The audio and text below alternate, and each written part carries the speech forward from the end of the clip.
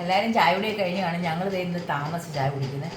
ദേവു അവിടെ നിന്ന് ഇറങ്ങിയപ്പോഴേ വിളിച്ചു, അമ്മ എനിക്ക് വിശക്കുന്നുണ്ട്, എന്തെങ്കിലും ഉണ്ടാക്കി വെക്കണേ എന്ന് പറഞ്ഞുകൊണ്ട്. ഞാനന്നേരം പെട്ടെന്ന് ചായ അനത്തി പൊറോട്ട ഉണ്ടാക്കി. അന്നേരം എന്നെ വിളിച്ച് ഇവിടെ വന്നപ്പോൾ അവൾ പറഞ്ഞു, അമ്മ ഉച്ചയ്ക്ക് ഒരു പുള്ളിക്കാരി മെസ്സേജ് ഇട്ടു, അവരുടെ കൊച്ചിൻ്റെ ബർത്ത്ഡേ ഇന്നായിരുന്നു.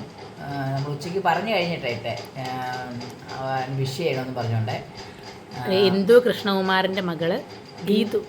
ഇന്ദു കൃഷ്ണകുമാറിൻ്റെ മകൾ ഗീതു മോക്ക് ഹാപ്പി ബർത്ത്ഡേ, പിറന്നാൾ ആശംസകളെ ഒത്തിരി ഇഷ്ടത്തോടെ അമ്മയും സകുടുംബവും കൂടെ പറയുന്നു. എല്ലാവരുടെയും അനുഗ്രഹം ഉണ്ടായിരിക്കും. നമ്മൾ അറിഞ്ഞില്ലായിരുന്നു, അല്ലെങ്കിൽ ഉച്ചയ്ക്കേ പറഞ്ഞേനെ. ഉച്ച കഴിഞ്ഞ് നമ്മളെ അയാൾ പറഞ്ഞത്. അതുകൊണ്ട് മോക്ക് ഒരുപാട് നാള് നല്ല രീതിയിൽ ജീവിക്കാൻ ദൈവം അനുഗ്രഹിക്കട്ടെ. അതെ, നല്ല മോളായിട്ട് നല്ല മോളായിട്ട് ജീവിക്കേ. നമ്മൾ അറിയാവുന്നതുകൊണ്ടല്ല, രാവിലെ ഉച്ചയ്ക്ക് ഞങ്ങൾ പറഞ്ഞേനെ. ഉച്ച കഴിഞ്ഞ് അറിയിച്ചുകൊണ്ടാണ് ഇപ്പം അറിയിക്കുന്നത്.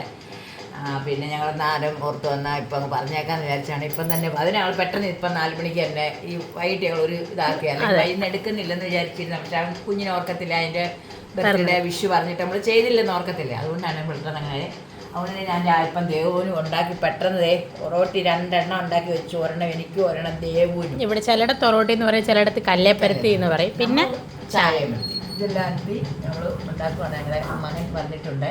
അതെ, അപ്പം അതുകൊണ്ട് 4 മണിക്കത്തെ പലഹാരമാണ് പൊറോട്ടി. ഒഴിവായോ കഴിക്കാം.